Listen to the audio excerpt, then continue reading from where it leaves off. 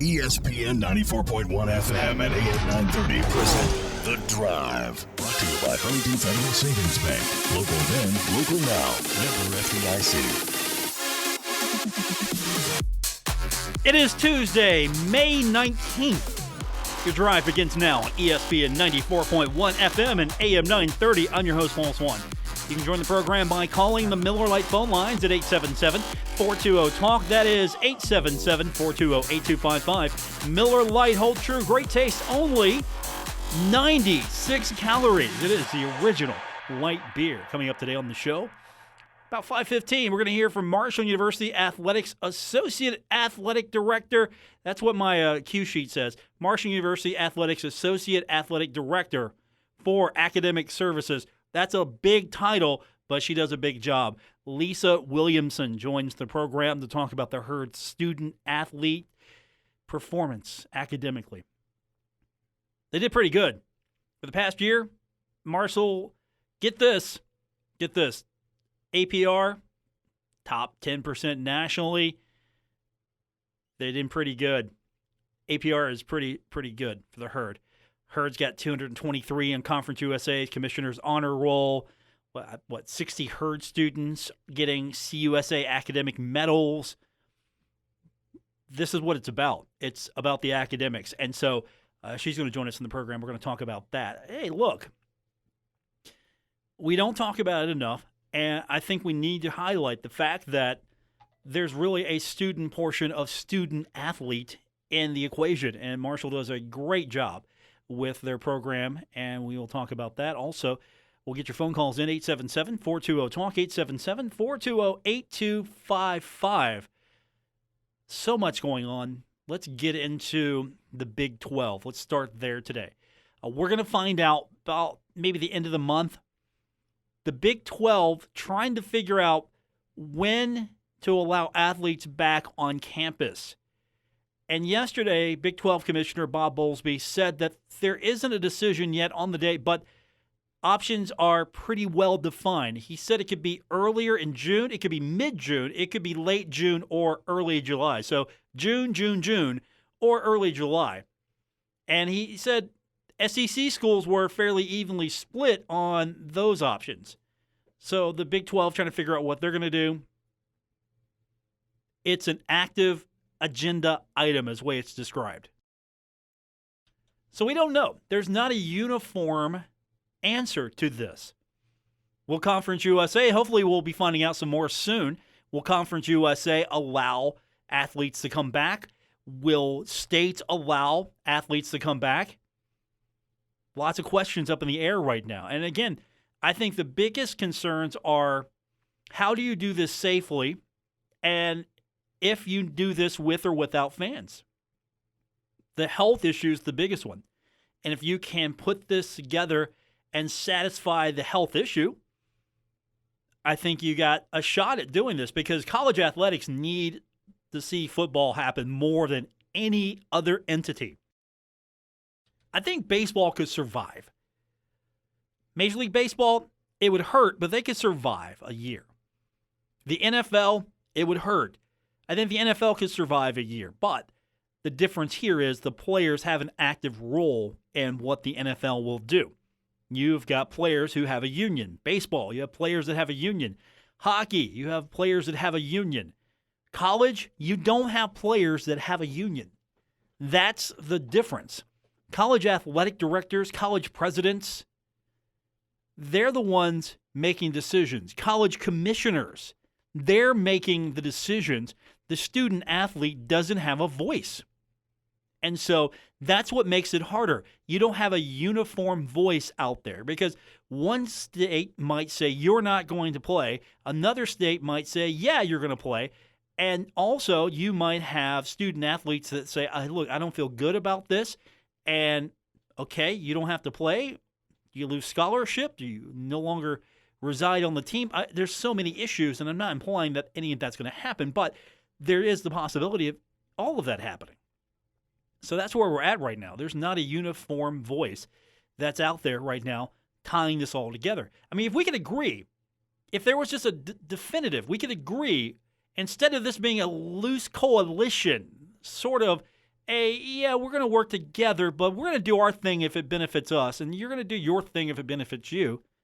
No, this really needs to be reevaluated when we get to the point of sitting down and trying to figure out how to run college athletics in a uniform manner. And I know you have conferences for reasons. It's a grouping of like institutions for the mutual benefit of each other. And I get that.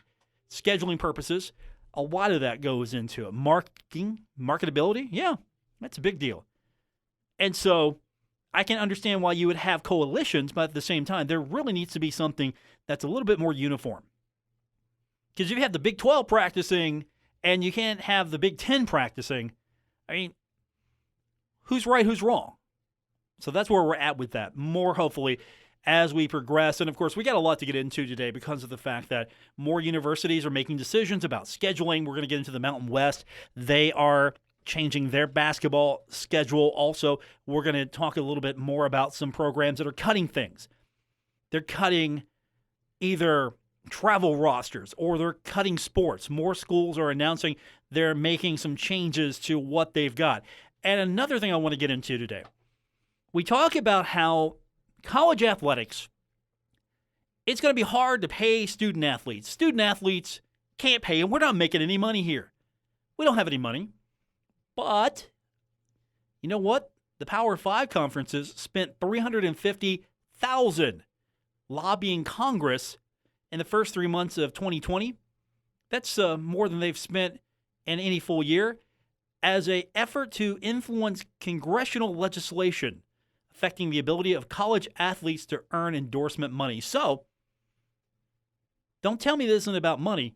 And if the Power 5 can spend that kind of money, and in the grand scheme of things, it's probably not that much, but if they can spend that kind of money on trying to prevent college athletes to earn endorsement money, don't tell me you can't pay a student athlete or you can kick in a little bit more. Now, of course, this is the Power 5 we're talking about. This isn't Conference USA. This isn't the Mid-American Conference, the haves and the have-nots. But still, ultimately, at the end of the day, and maybe I was a little resistant to this in the beginning because I like the fact that it is amateur athletics, and you know what? The value of a scholarship, it means a lot to me. If I get a full ride, I get a full scholarship, that's a big value for me. But there's lots of money being made in college athletics, so you could help the student athlete a little bit more than you possibly are. I'm always pro-athlete. I really am. As far as student athletes concerned, I try to be pro-student athlete because these young men are out there every day. And, of course, universities are doing the right thing by them a lot of times. Like our next guest, when we talk about it in a few minutes, we're going to talk about the athletics and the academics coming together. Lisa Williamson joins me on the program when we continue with today's edition of The Drive on ESPN 94.1 FM and AM 930. You're listening to The Drive with Paul Swann on ESPN 94.1 FM and AM 930. We're presented by Huntington Federal Savings Bank. Welcome back to today's edition of The Drive on ESPN 94.1 FM and AM 930. And as we mentioned at the top of the program, Marshall University had 7 athletic programs earn a perfect single-year APR. That is the academic progress rate. The NCAA announced that 8 programs either improved or equaled their multi-year APR score from last year. So softball, every other sport. I mean, we just go down the list. And I think it would be better to have someone go down the list that is in charge of everything that happens academically. I don't know if I'm putting too much on her, but Lisa Williamson's joining us. She is the Associate Athletic Director for Academic Services, Marshall University, and she's now with us on the program. There's so many programs, you probably know it off the top of your head, but several programs, once again, showing excellence in the classroom, and I know that makes everyone happy in the athletic department.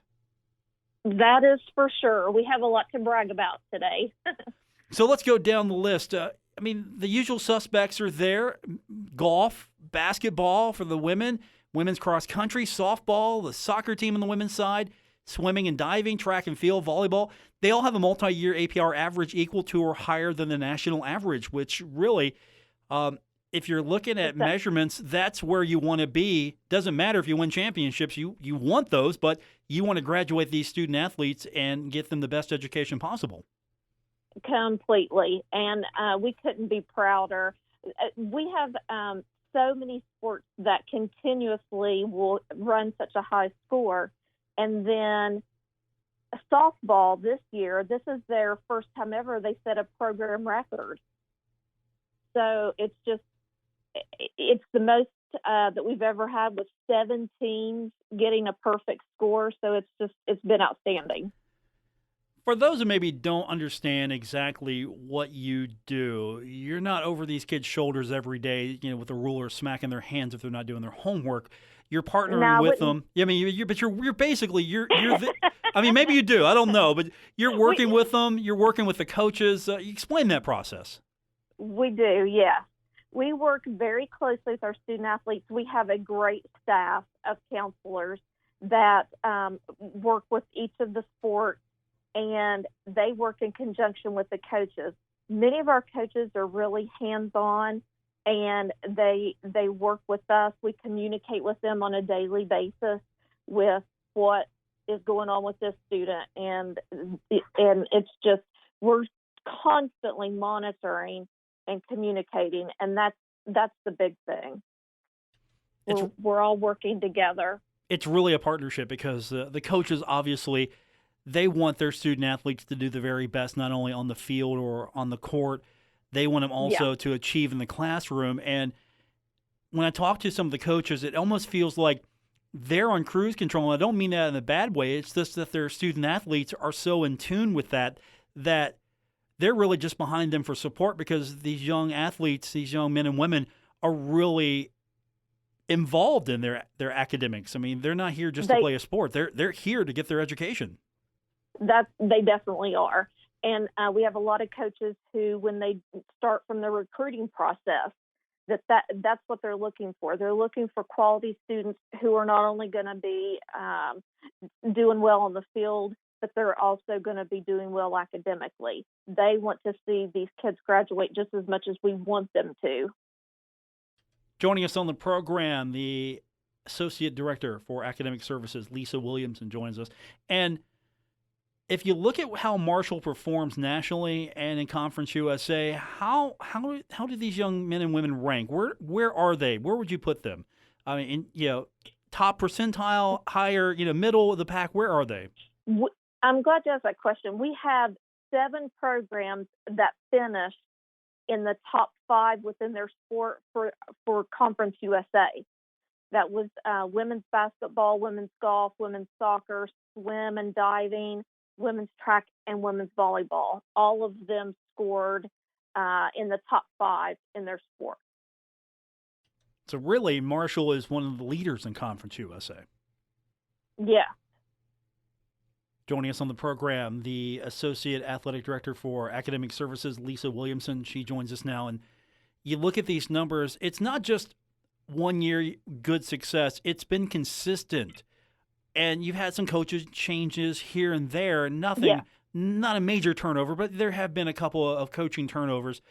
What do you attribute to the success, though, the consistency here? It's, because you could have a potential for drop-off, and you really haven't had that. Correct. I really am so pleased with the academic facility that we have, and I think it attributes directly to that. Having a place where these students can come, and if you've ever been in the academic center during a full swing of the semester, we have students in there from 8 in the morning until 9 at night, and they are literally working around the clock. Sometimes we just have a complete packed house in our academic center with students working on their courses, meeting with tutors. We've got them for study hall. So the facility, I think it all attributes back to that. We now have a space that students can get the help that they need. And it's also, I think, good to point out that there's always a fight to get in there, it feels like. I mean, you don't have maybe just a few student athletes taking advantage of it. I mean, for the majority of the student population, the athletes are really taking advantage of that opportunity. They are. We have, they love the facility, and so do we, and they will come up there. It's kind of funny because it for some of the student athletes, it's become habit to where they'll get out of practice and they'll just come up there and want to check in and see what they need to be working on. So it provides an outlet for them to come up and just touch base with their athletic counselor right there and make sure they're on track. Now, I think something we need to point out as well is the academic program at Marshall, the facility, it's not just a glorified study hall. You're doing a lot also, not just with the facility, but with the student athletes, because travel is a consideration. These young men and women, they're out of the classroom all the time. They're either on the road or they've got weird schedules because of practice and how games are going. So that's where you really kick in, working with the coaches, working with the student athletes to make sure that they're staying up on their studies. And it doesn't mean just having a computer screen, which is a helpful thing, but you're also doing a lot of things, making sure they're taken care of on the road and making sure they're with the right advisor or the counselor, or they're getting the homework assistant they need. That's completely correct. We stay in constant communication with our coaches, and we've even had instances where if a sport is going to be out of town traveling for a little more of an extended period of time, we will have one of our athletic counselors go with that team and travel and conduct study hall on location wherever they're going. So ultimately, at the end of the day, you're getting championship rings when Marshall wins a championship, right? You should. You should have got a soccer ring, right? I hope you did. That would be nice. Well, I'm gonna put the university on blast right now, and we should be awarding you rings when championships are won. All right, I'll take you up on that. Joining us on the program, the athletic director for academic services, Lisa Williamson, and Marshall with outstanding numbers once again today. If not to put you on the spot, but which coach is the best to work with, or which group of coaches are the best to work with? Is it Ari Agnes? Is it John Mercer? Is it Tony Kemper? I mean, Doc Holliday is just right around the corner, so I know he's got easy access. But who's the easiest to work with, or who's the most fun? I mean, or I'm not going to ask you to rank them, but all right, please don't.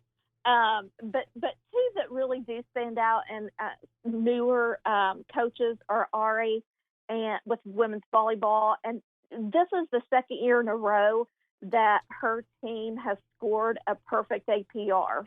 So that directly, she's been from the very beginning very hands-on with her students, as well as the swim dive coach.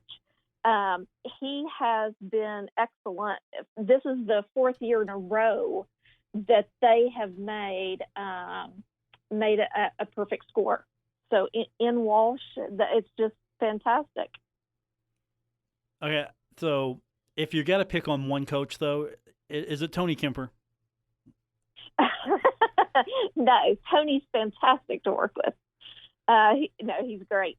And I will say, too, this is the women's basketball. This is their first perfect score in quite a while. So kudos to them. They're doing well in the classroom also. Yeah, I can pick on Tony. That's why I picked him out and singled him out. Yeah, I'm afraid of Ari, so I don't want to pick on her too much. No, they're all great. We're very lucky, and they make our job a lot easier because we know if we've got an issue with a student, we know we can pick up the phone or walk over to one of the coaches' offices and get it taken care of. So, and truly, that is for every coach that we have. So that goes a long way. Now, this is something that we see the numbers once a year and we talk about it, and then maybe we'll talk about it again the following year when the numbers come out. But do you think this really needs to get more attention? Because one of the success that Marshall has, and just the fact that maybe sometimes we collectively as fans or members of the media, we sometimes overlook or forget, or we're just spoiled because Marshall has such a good program here that we really don't focus on it enough to really celebrate the academic success of these athletes. I think that's true. I definitely want all of our students to recognize the impact and the accomplishment of what they're doing. A lot of people in the community may not realize how demanding these students' daily lives are. You know, they are up early in the morning and they literally go from class to trying to sneak in some food somewhere and going to study hall, coming to tutoring and practice and workouts. And it's nonstop. And our students really, when you take a look at what they do on a daily basis, these scores make it all the more remarkable. Is that where you step in then to make sure that they're not just taken care of academically, but just their health and well-being as far as not getting overwhelmed, being able to manage their schedule? Absolutely. I mean, they're working two full-time jobs. They're a student, they're an athlete, and you expect them to perform in both jobs, and that's amazing that they can do that. Yeah. The balance is key, and we really try our best to make sure watching their course load and that we're not pairing them up in more all difficult classes in one semester or while they're in season. So it goes back to the athletic counselors really planning out their class schedules and making sure that we've got them in as great of a schedule as we possibly can, but also just making sure every day that they're getting a good balance and having enough time to themselves. You know, that's something that they rarely really have a break from the daily, you know, sun up to sundown. So it's just we really try to look out for them. Associate Athletic for Easy for me to say. Associate Athletic Director for Academic Services. There's a lot of A's in that title. Lisa Williamson joins us on the program. On a more pertinent note, with the COVID-19 pandemic and the way that the semester ended and how classes are being handled at this point, what are the challenges for you now that we're going to either remote learning or we're going to a system where there might be some contact on campus, there might be some distance learning? I mean, we don't know what the landscape's going to look like, but you've got to be ready. And how are you dealing with it? Yeah. Well, that's a great question. And we really, when we found out we were having to move to an online format for the rest of the spring semester, there were a couple of weeks there. Luckily, we had that spring break week where students were already scheduled to be out of classes. So that gave us time to shift everything over to an electronic format as far as tutoring was concerned. And we implemented using Microsoft Teams, and that really helped us. We had all of our tutors that were scheduled normally for student appointments. We worked all of their tutoring out to where they were in individual meetings every week with their tutor through the use of Microsoft Teams. And then going into the fall, we're trying to put a plan in place now. And what we think the best way to kind of handle this, to cut down on students and tutors being close together to talk and discuss material, what we're going to do is go ahead and schedule all of our tutoring sessions for the fall through that same format with Microsoft Teams, so that if something happens and there's a setback and we do have to kind of shift again, we'll already be in the best place to take care of what we still need to get done. And we are putting in place, we'll definitely still have our student athletes coming up to the academic center, but we're definitely putting in some safeguards to make sure that we all stay as healthy as we possibly can.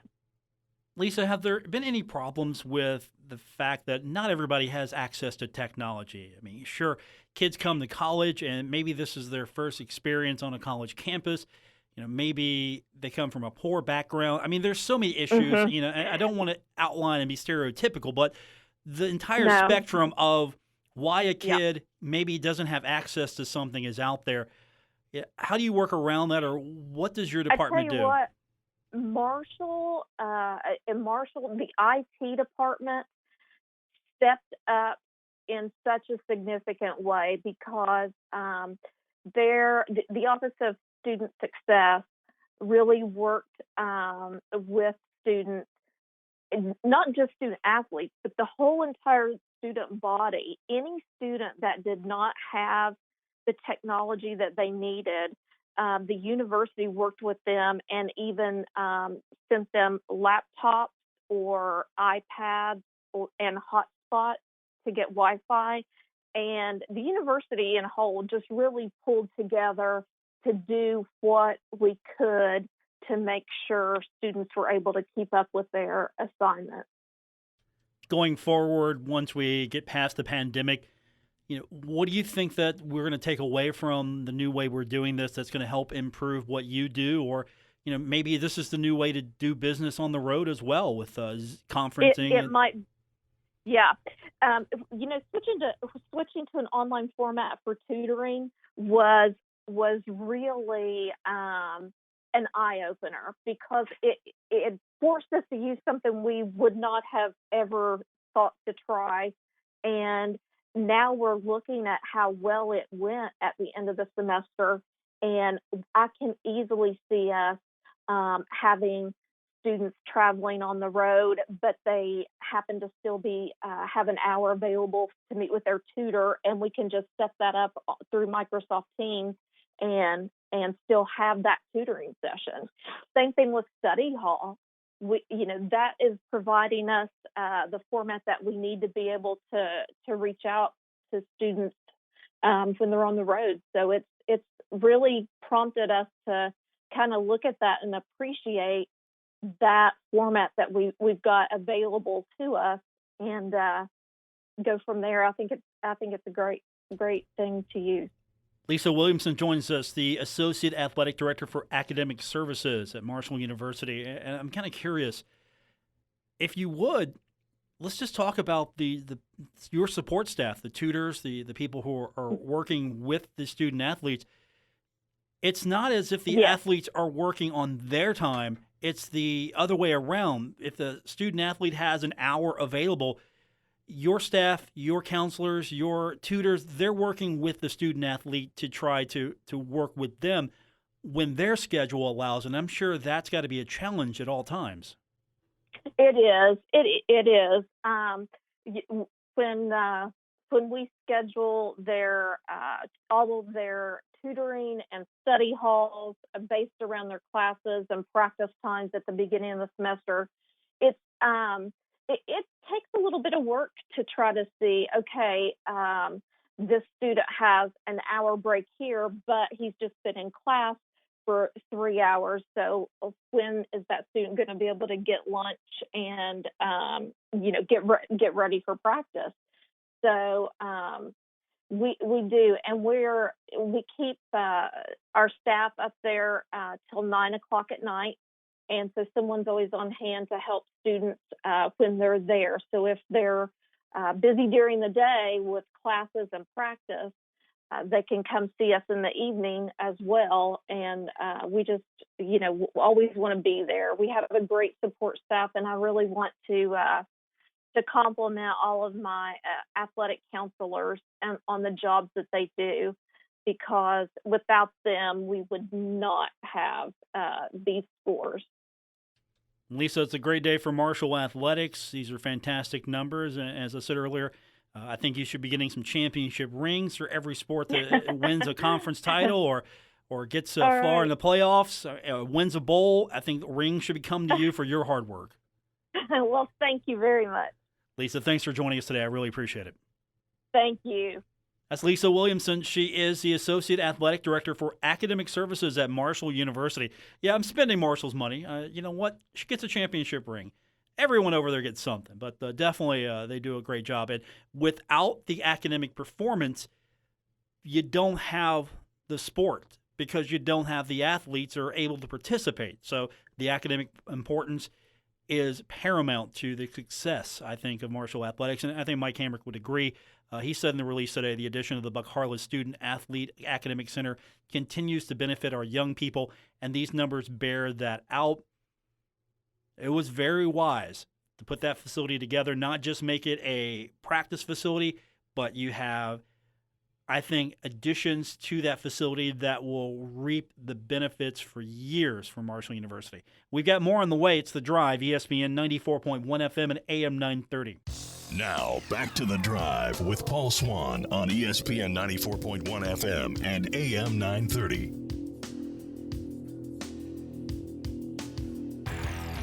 (877-420-TALK), 877-420-8255, the number to be a part of The Drive, brought to you by Miller Lite. Hold true, great taste, only 96 calories. It is the original light beer. A lot of things happening in the scheduling of college basketball in the Mountain West. The Mountain West, they voted 7-4, the athletic directors did, to basically put in place a 20-game men's and women's basketball schedule beginning in 2 years. Now, the only thing we can say, because, again, it hasn't come out of the schools that voted against and voted for, only UNLV was identified as one of the schools that voted against the measure. But it's situated here now to basically be in place 2022, 2023. So will this stand? Will this change? What's going to happen here? But they're putting together a 20-game basketball schedule. And again, you look at the reasons for this is travel. And that's going to be a big consideration. That's going to be a huge consideration. And here's a story that, again, every day we find out more and more. East Carolina, for example, athletics right now, they have a report that has been commissioned. They have a fiscal sustainability working group. And the report that came out of that group, it was released to the public today, or yesterday, I'm sorry, released yesterday. It recommended the consideration of the reduction of sports by one or more as one of the many cost-cutting measures in a time of financial turmoil. Now, the athletic department, which is projected to operate at a loss of $7 million this fiscal year, is now expecting around a $10 million deficit due to the effects of the coronavirus on revenue. Now, most of the schools in the American are operating at a deficit of a few million, but ECU's been losing millions in recent years. So the report referred to that as not sustainable. And this is according to the reporting from 24/7 Sports. Give them credit for the report. The potential reduction of sports is one of the 10 recommendations given to the athletic department by the committee, which was comprised of a few high-ranking athletic department employees, ECU financial experts, and more related personnel. And they're looking to do that. And you see across the country, for example, the Mid-American Conference, they're going to end the practice of home teams staying in hotels the night before football games. That is according to league sources, and that was reported to The Blade. The MAC's also going to reduce the size of travel rosters. So we've talked about some of the things that the MAC's doing, but the practice of staying in hotels the night before, some of you are for it. Some of you see it as, okay, you keep these kids together, they're together in a hotel room, and we're not talking about being on the road in a hotel situation. We're talking about packing everybody up, packing all the kids up, and taking them out of town to a hotel so they can stay away from whatever trouble. I mean, that could be happening less and less now. Because, again, that costs money. And do you spend that kind of money on basically busing your kids away from campus, keeping them away from campus that night?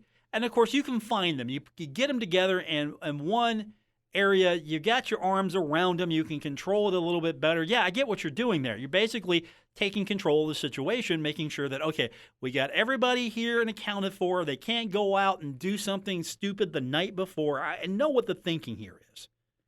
I mean, part of it is we're together. We can plan more. We can work with them up until game day. We got them here. I get that. It's also to keep them out of trouble. Is that not a reason? That's a reason. Keep them out of trouble. But some institutions, especially institutions where it costs money, you're not necessarily making money hand over fist here.